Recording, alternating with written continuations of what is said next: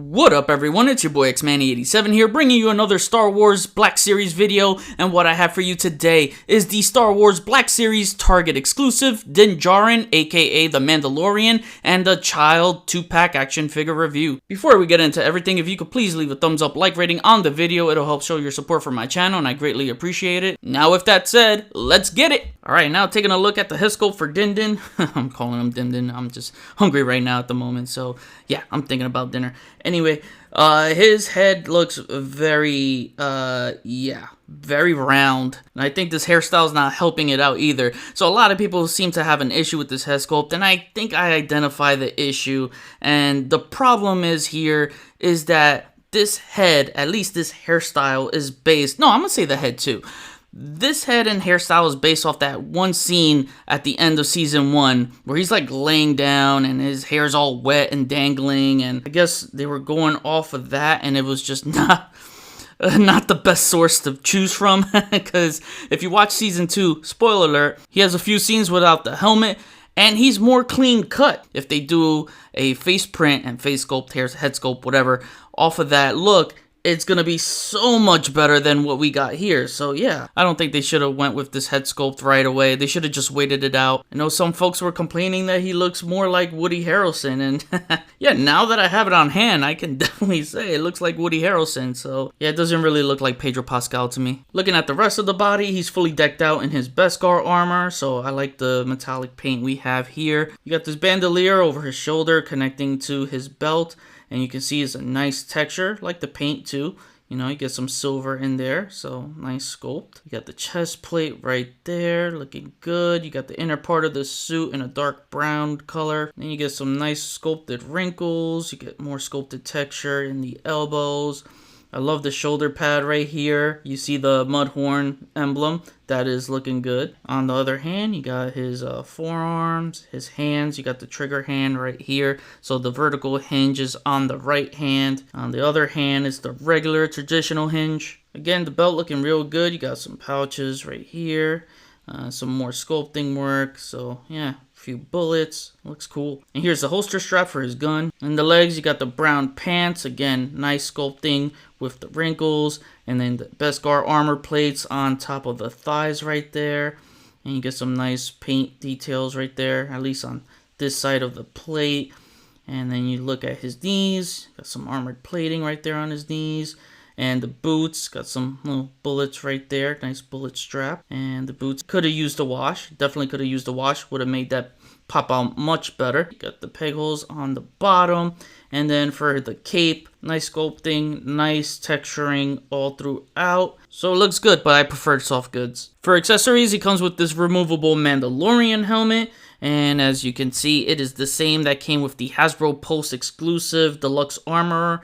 So, you know, this one's just fully painted, where the armor one just looks like it's heated, but it's the same thing. And just the T-visor is painted in black on this one. And it's fairly easy to put on. You just gotta push down. I like to press down a little bit harder, just so that you don't see the chin exposed. So yeah, it looks best that way. It's not really visible. And if it's slightly visible, it's not that bad, because the first Mandalorian without the removable helmet, you can see the chin exposed in gray, but it's not an actual face sculpt, I don't think. Sculpted underneath that, I think it's just like some sort of underlay. Also on the back, it'll have a little bit of his hair poking out. I don't know if that's gonna bother you. The first one doesn't have that, so yeah. This has a weird shape to it. It's almost like too much of a curve right there, where this one is more flush. I like the way this helmet came out more. And if you want to give him the forged helmet that came with the armor, I mean, you can. It's just he's going to walk around with a hot head. Next up, he comes with a jetpack. And, you know, Mandalorians got to have their jetpacks. And it's the same as the previous one. So, got the ports right there, which will later be used for the Deluxe Boba Fett. He'll have some effects there. So that'll be cool, and definitely going to use it on this. Then you have these 3 pegs. You got 2 squared ones at the top, this round one at the bottom. You're just going to line it up with the back of the figure right here, and just port that in. So here is Mando with the jetpack on, and I hate this plastic cape. They should have went soft goods here. This looks absolutely terrible because it's just sticking out. It's just not a good look. And look at that. You look at it from the side. You know, if it was soft goods, it would have sit nice and flush. It would have looked more natural. But I'll definitely get a soft goods cape done, and that'll solve that issue. Next up, he comes with his blaster rifle. Again, same as before, except I noticed that the brown paint right here at the end is a lot darker in paint, but the rest is pretty much the same. And then on the back of the figure, you can align the strap with this port right here and then just stick that in like so, and you can store the blaster onto the figure. So yeah, he holds onto it very well. Next up, he comes with his regular blaster, and it's pretty much the same as the last one. Even the paint matches up, so yeah, nothing different like the rifle one. And the blaster is made to go with his right hand for the best fit. And I pointed out before that he has a holster here, so you're just gonna slide the blaster in there like so, and then just clip the little strap right here. So yeah, this looks really good when he's equipped with his blaster rifle and his sidearm. The only bummer is that you can't have the jetpack on at the same time with this rifle, so there's just no way. You're gonna have to have one or the other. I wish there was a way that when you connect the backpack that you could store this on. Maybe if you just sneak something like this, I don't know, maybe I could put the scope and slide that in on the top. I guess that could work. Sits a little too high for my liking, but for the best option for display, this is the best you're gonna get. Actually, I tried to angle it in through the jetpack like that, and I don't think it looks bad, but the cape makes it look worse. Definitely would go with the first option I showed. Next up, he comes with his communicator, and it's just a gray plastic with some black and red painted on it. And then he comes with 5 of these credits, and they got a pretty cool sculpt on them. And yeah, as you can see, they got the little swirls and stuff, so it's pretty cool. I love when figures include props like this. Now to take a look at the child, aka Grogu, as his name has been officially revealed in season 2. And what else can I say, man? This little guy is adorable, but there is a big difference between this one and the first release. Now bringing the original one out in comparison, I gotta say, I like the original one more. There's a few details that this one brings out a little more, like the hair is a little more pronounced. You can see the little gray hairs on top of his head, a little clearer, and the eyes, they actually have white around the eyes, where this one doesn't. However, the shape of these eyes are more accurate to the TV show, I feel, where this one's just a little round.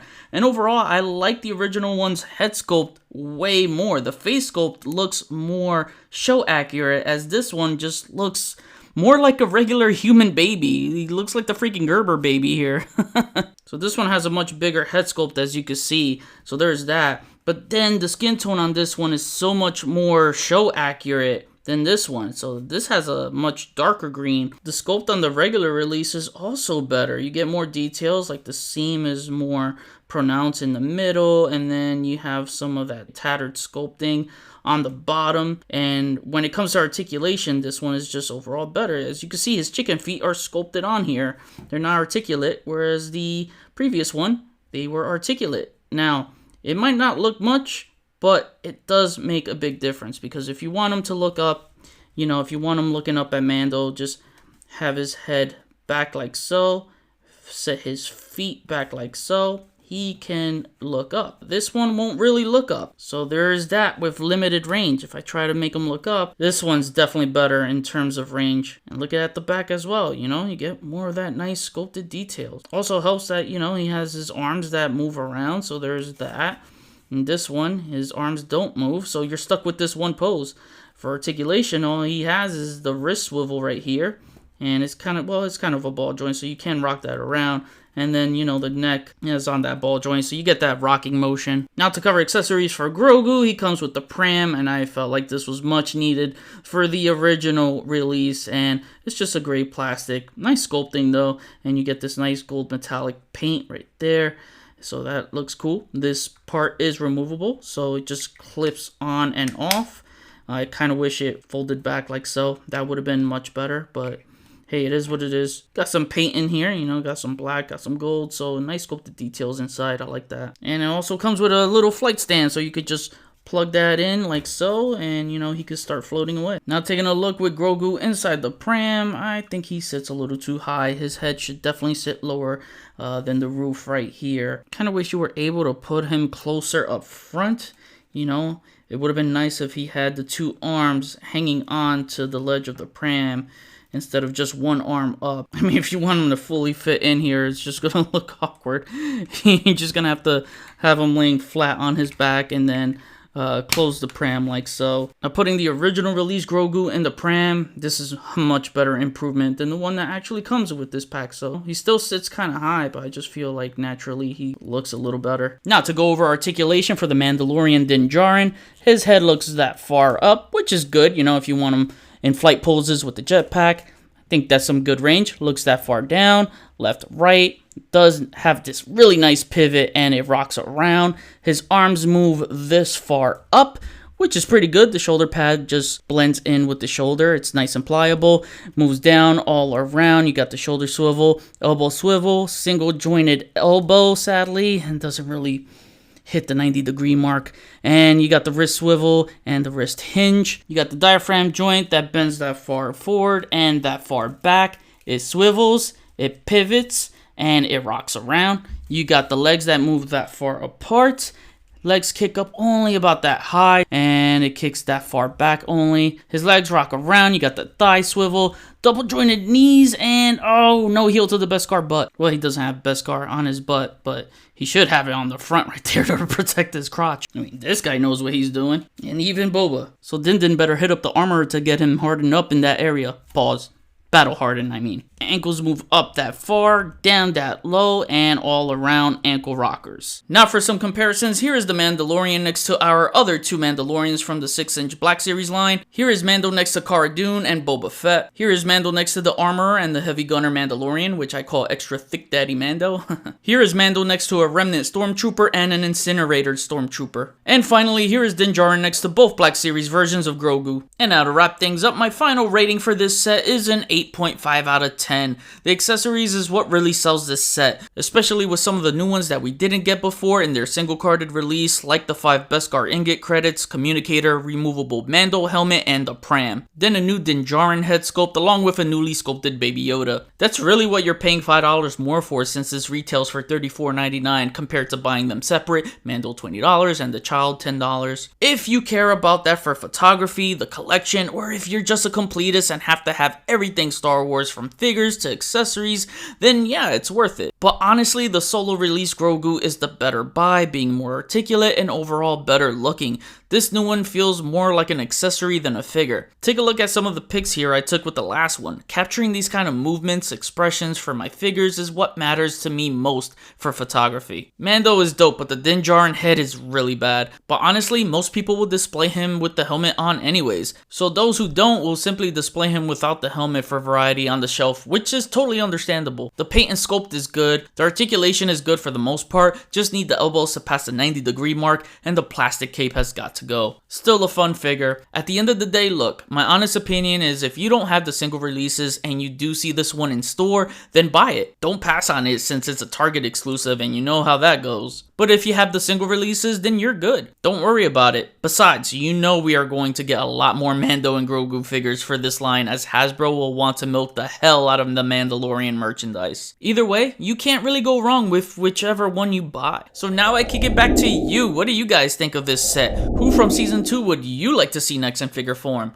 Ahsoka Tano, Fennec Shand, and Old Man Boba for me. Comment below, let me know, we'll chat about it. That was my review. Sorry everyone, no pics today as it's Christmas week and I need to spend the most time I can with my family, but definitely wanted to get a thumbnail shot in, and you know how much I love my thumbnails. This may be the last figure I review for the year, as I have to work on my top 10 2020 list of Marvel Legends categories of figures, movie gamerverse. Maybe I'll do females again like last year, and then my overall action figures of the year. Gonna be a tough one as there's so many to choose from, and that'll take me a bit to come up with. I also want to do an entire collection tour of my plays. You only seen mostly Legends, but I have so many other lines on display that you haven't seen yet, from Transformers, Star Wars, TMNT, Power Rangers, etc. That's going to also take a while to set up, so I'll try my best to sneak in another review, but no promises. In case I don't, I just want to say Merry Christmas, Happy Holidays, be kind to one another, and love you 3000.